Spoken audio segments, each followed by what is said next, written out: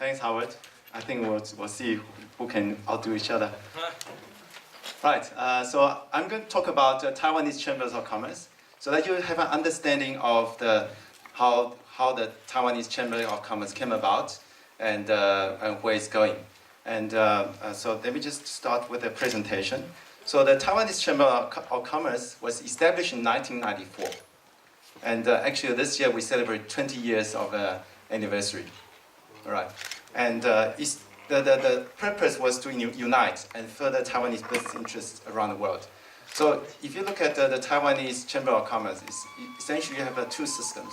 One is the World Taiwanese Chamber of Commerce, which look after the whole world except China. But in China, they have another Taiwanese Chamber of Commerce because there are so many Taiwanese businessmen in China, and they actually form quite a large community doing business in China. So if you look at the landscape, on the left side, you have the World Taiwanese Chamber of Commerce.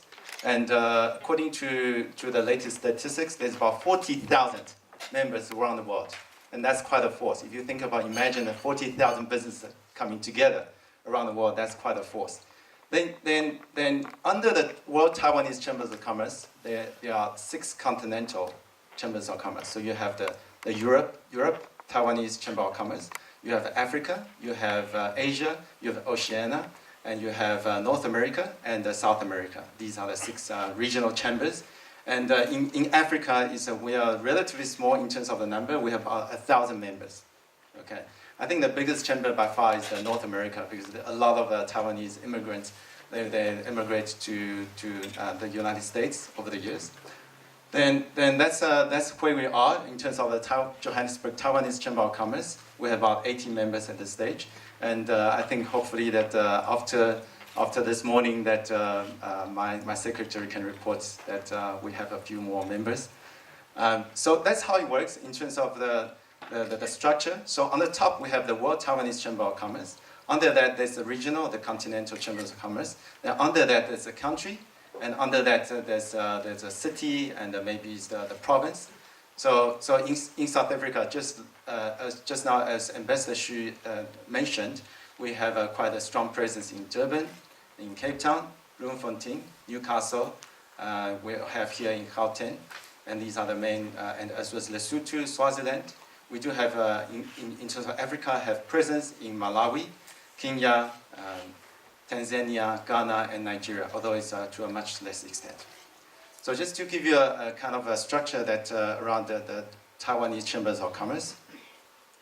And just to show you kind of a picture, because that's sometimes people say that a picture is worth 1,000 words. And I must say that my history in the chamber is still relatively young. I've only been in the chamber about 6 odd years. But just to share with you, now I've been to Taiwan every year, 3 years in a row, for attending the annual convention. And this is the kind of the anniversary celebration this year that took place. So we had that one evening, the first evening, we actually have about 100 tables and full of people, and there were musicians, artists performing on stage, and that's on the top.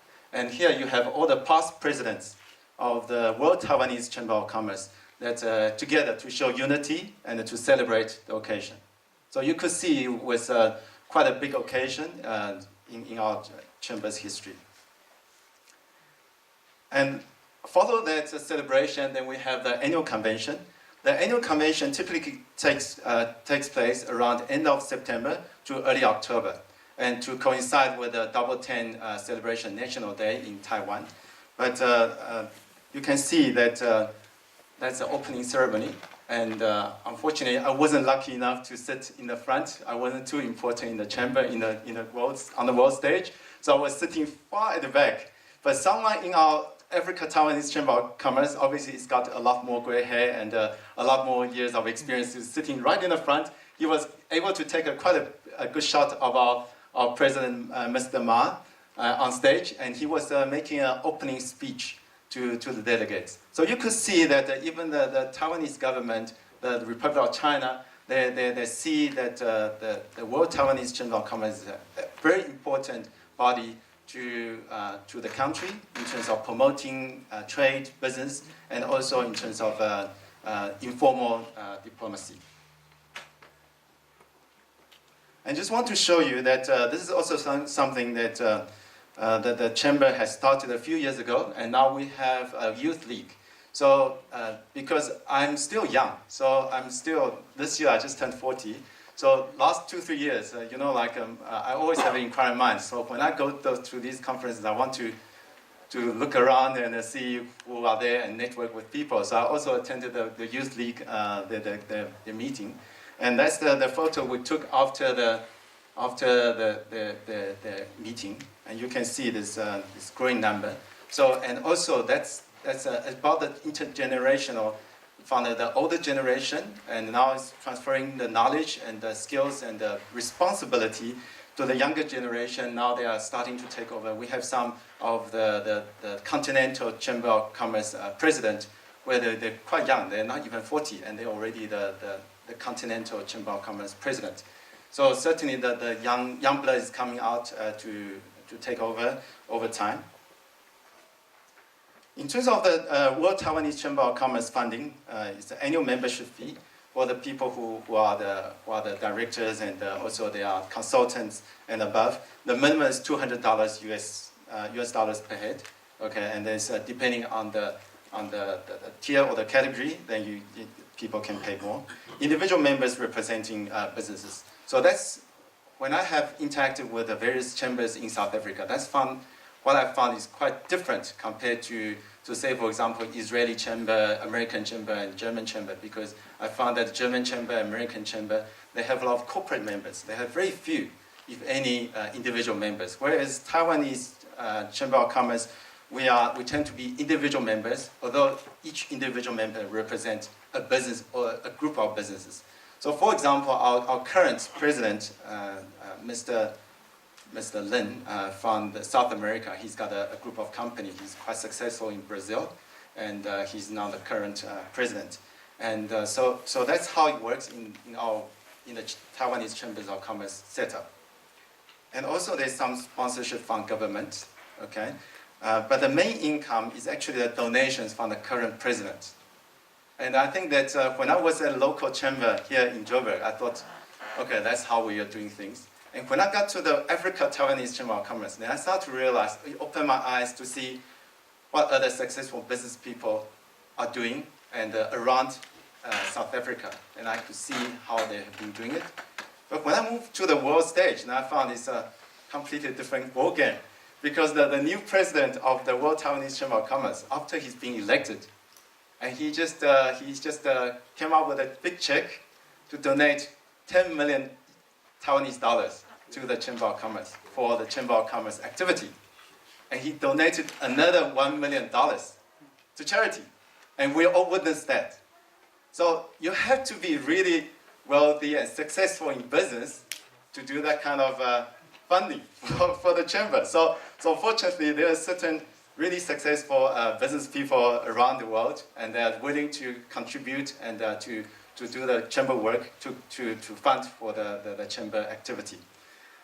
And the president term is 1 year. So it's quite short, and it's rotating between 6 continents. That's also quite an interesting concept. So over the last 20 years, the Taiwanese Chamber of Commerce has developed, and it's rotating between 6 continents. So the immediate past president was from North America, Mr. Yang, and the current president is from South America. And I think that next president should be coming from Europe. So that's a kind of rotation system. So in a couple of years' time, we'll see we'll be coming back to Africa. And any of the Taiwanese business people here, if you are willing to take the baton, please raise your hands. I'll get ready for that. Okay. And there's a permanent secretarial office in Taipei. So obviously realize that with the president coming from the different continents, there has to be some kind of continuity. So a few years ago, there was some donation and brought to the office, and there's some secretarial staff in the Taipei to run the chamber activity and to send out communication as well as invitations for the conventions. And I think that it goes without saying, any Chamber of Commerce that's worth its weight must do advocacy. And I really admire the past president, Mr. Yang, when he came from North America, and he had the connections, and he actually organized a group of people, a mission to visit Washington, D.C. And you know, like Washington, D.C. is sort of like the biggest capital of the world in terms of the world power. We know that China is coming up fast, but still America dominates in a lot of political events. So in September, so just over 2 months ago, in September 2014, that was led by our past president, Mr. Yang, and they visited in Washington, D.C., the House of Representatives, House of the Senate, as well as the U.S. trade representatives, in terms of advocating for Taiwan. As Taiwan has been somehow marginalized on the world stage because of the One China policy, and that's where I see that the chamber is really doing good work to try to convince the politicians in the U.S. and then to put together a very strong case why Taiwan should be part of the TPP and why in terms of the trade with America. So you can see on the top there, that's our past president, Mr. Yang, and that's on the left side is a picture of the group visiting the Washington, D.C., and that's Mr. Yang having a meeting with I think Mr. Ed Joyce in the Washington, D.C. So that's my brief introduction, so you can understand about Taiwanese Chambers of Commerce and its functions. And I really encourage, especially younger people among us, maybe if you are part of the local chamber, you haven't really seen the big picture. But when you're on the world stage and see what is done and what can be done, then really I would really encourage you to move up the ladder, so to speak, and to be part of the World Taiwanese Chamber of Commerce and to interact with the most successful Taiwanese businessmen in the world. Thank you.